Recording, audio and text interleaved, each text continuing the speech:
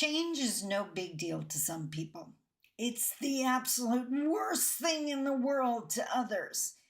And newsflash, if you're going to reconcile, whether it's your personal intimate relationship or a country like Canada, change has to happen. So let's talk about change and whether you consider it a four-letter word or not.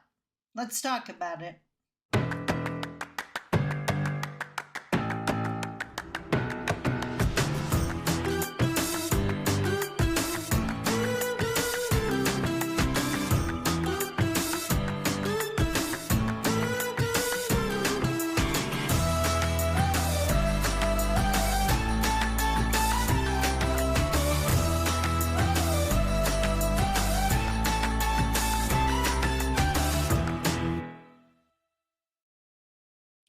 Bonjour, Mishko Pognon Quain Adishnakas Mundo Dem. Hi everybody, my name is Sandy Boucher. I'm Red Thunderbolt Woman of the Loon Clan, a proud member of Seine River First Nation in Treaty 3 territory in Northern Ontario, and as I promised this year, we are hardcore focused on reconciliation using the reconciliation equation. But before we jump into that, we have to talk about change and how some people embrace it and some people, it's the worst thing that could happen. It makes them very uneasy. Now, one of the things I wanted to share with you this morning is a couple images and some information from one of my favorite seminars, my Personalities 101 seminar. It's what I got to do last Friday. It was my first full-day seminar of the year, and I got to work with an amazing group that was really open to learning and understanding how their colleagues and co-workers look at things, especially when it's different from theirs. So just like with any other personality seminar, there are 4 personality types. In my session, the 4 types go on a road trip, and where they're sitting in the car tells you a lot about their personality. So the first personality type is the driver personality. This is the give me the keys and get out of my way. This is the boss mentality. This personality type loves making decisions, quick, fast, not detail-oriented. So they're okay with change, especially if they initiate it, and they often do. The next personality type is the navigator, sitting next to the driver, usually with the map or the map on their phone. This is the detail-oriented person. This person doesn't want quick change, but if they have enough information that can justify the change, they'll be okay with it. Next is the mom personality, and her main focus is how people feel.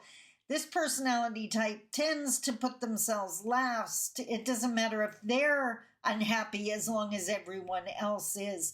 This is the person when you ask them what they want to do this evening or this weekend, the response is always whatever you want to do. The mom personality doesn't like change at all. They adapt to it very slowly because they want things never to change. These people are going to have a hard time with changing things for reconciliation. And then we have the fun guy personality, the last one, who loves change and is all about change and just accepts change as a constant. Not necessarily detail-oriented either, but they think change is fun. So what I wanted to focus on today, by the way, which one of those personalities are you? If you're interested in that, the Personalities 101 seminar is actually part of my membership. You should definitely check it out. Now, as I mentioned at the beginning of this video, change is required for reconciliation, but change that serves you. Change for change's sake doesn't help anybody. And now what I'm referring to is more our routines. We all have them. You do the same thing every single morning, or maybe you have the same routine before you go to bed at night, or whatever the case may be. But does that routine serve you? Now, recently over the break, I came face to face with a new routine that I've definitely embraced for 2025. So, first off, I'm going to share with you what my old routine was. And we're talking about my morning routine. So, first off, I haven't used an alarm clock in 15 years. That's never going to change. So, I wake up, gotta go to the bathroom. Then I'm usually waking up because the cat has announced that it's breakfast time. So I head to the kitchen. I would make breakfast. I would head into my gym to do my morning workout. And then after my workout, I head downstairs, shower, get dressed, make a coffee, and head into my office for the day. Something is tickling my eye. Sorry about that, but the itch is driving me insane. Anyways, then I would get here into the office and start my day. All of that sounds well and good, and 99% of my routine serviced 99% of my to-do list. It worked. It worked for me. The one thing that it didn't support is me doing some reading every single day, which I identified as something I want to do to grow as a speaker, as a facilitator, as in my own personal growth. For whatever reason, this office, this desk, this chair, it just wasn't conducive to reading. And no matter how I tried, it wasn't working. And by the way, I used to have the same struggle with my workout.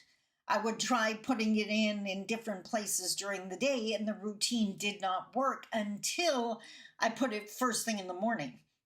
Now I do it every single day, and I feel like I'm winning every single day because I already got my workout in by the time I get to my office. So do you see what I mean? Your routine has to fit what you want to do. If you're just doing a routine and it means you're disappointed with yourself every day, change the routine.